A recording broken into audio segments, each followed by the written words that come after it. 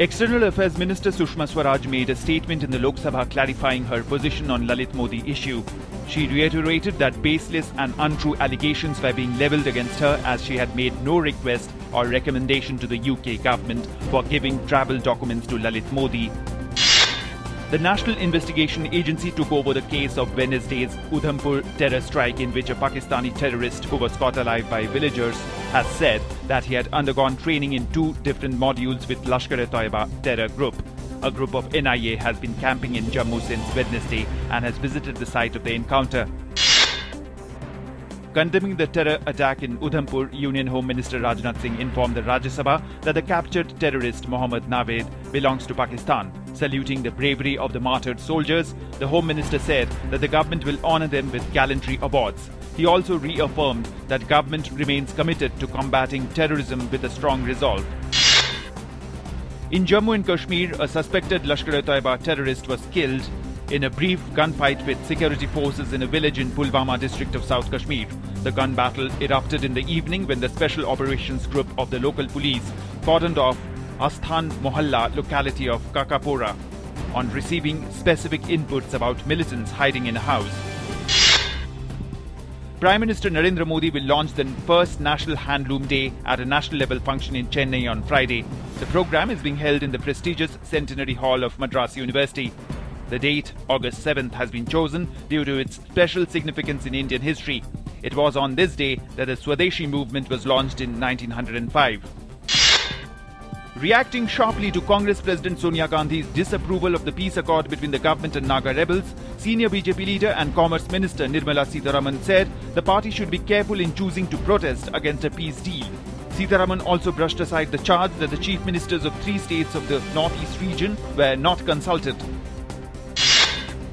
India has dispatched emergency relief supplies to Myanmar, which has been severely hit by Cyclone Komen, which has led to widespread floods and landslides in that country.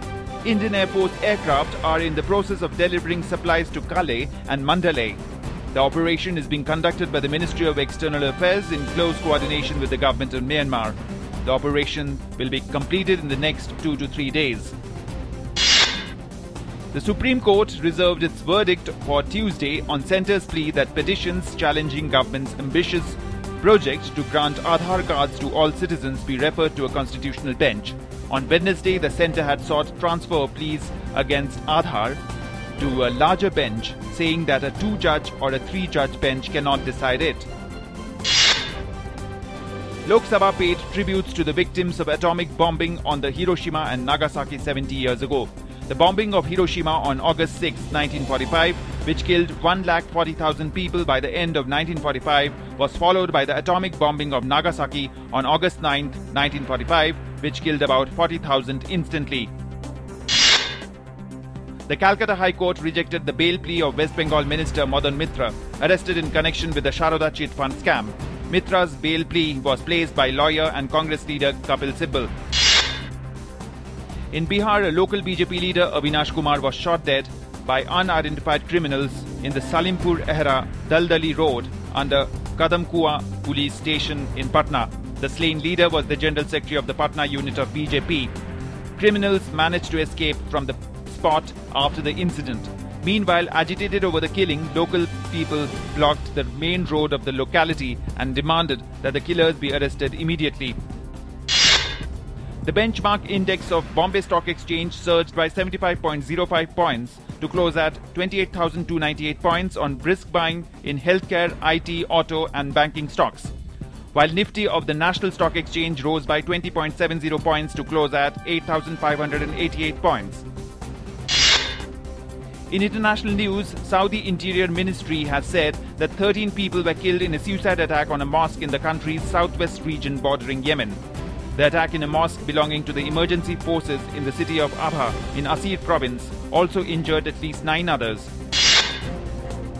Japan is marking the 70th anniversary of Hiroshima atomic bombing today. An American B-29 bomber named Enola Gay had dropped an atom bomb on Hiroshima on this day in 1945 in the Second World War, killing about 140,000 people in the attack. England made a remarkable start to the fourth test at Trent Bridge after winning a good toss. Australians were bowled out for just 60 runs in 18.3 overs. Stuart Broad led a demolition of the Australian batting on day one. He finished with 8 wickets. Broad, who completed his 300 test wickets, became the first bowler in the history of the sport to take 7 wickets in the first session of a test.